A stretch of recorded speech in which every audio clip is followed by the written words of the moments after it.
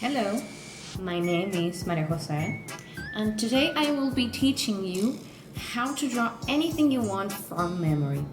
Now be wary because this is a skill and it has to be practiced and it needs a lot of dedication and patience because it is a process. But there are some little things that you can do. There's like some easy steps you need to take into account in order to make that practicing stage, that process, easier. So let's get to it. Now you guys can just use paper and pen, but you will need a picture of Garfield. I will be using my tools to draw digitally, but I'm not going to teach you how to do it digitally because that's a whole new skill to master. Our first step is to properly choose a reference. Bear in mind that the character's pose doesn't have to be very dynamic since we are beginners, and all characteristic features need to show up. Now we need to identify Garfield's shapes. As you can see, the three basic shapes in drawings are triangles, circles, and squares.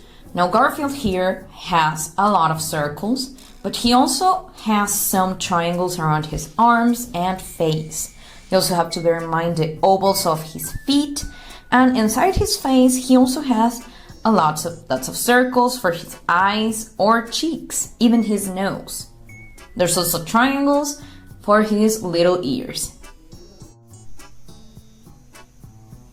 The next step is to understand Garfield's features, for example, his face. We are going to smooth and connect those shapes a little and fill them in with details like his pupils, his freckles, and stripes.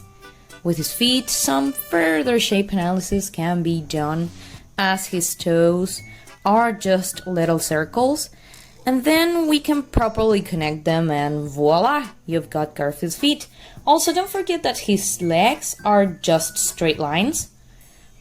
And then regarding his arms, again, we're connecting these triangles properly and doing some further shape analysis as to identify his fingers as, again, circles.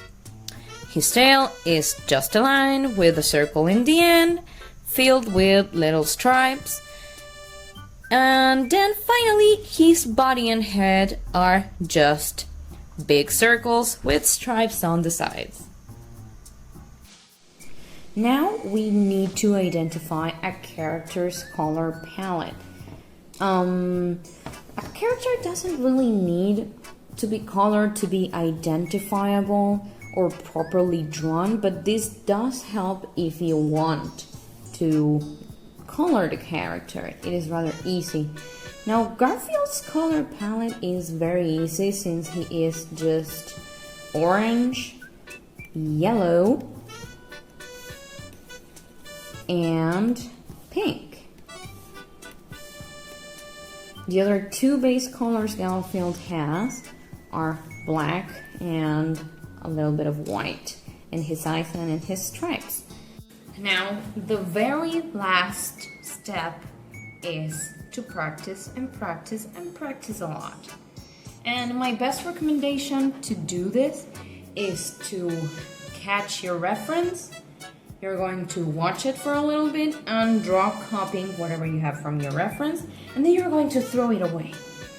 And then you're going to start to draw, trying to remember, try to create that visual memory and also that muscle memory by practicing a lot without your reference. And also try to be in a comfortable space. Don't feel forced to draw, but if you want to do this, you do need to practice. But what is key is to practice nevertheless. No matter the situation, no how frustrating it gets. You got to trust the process.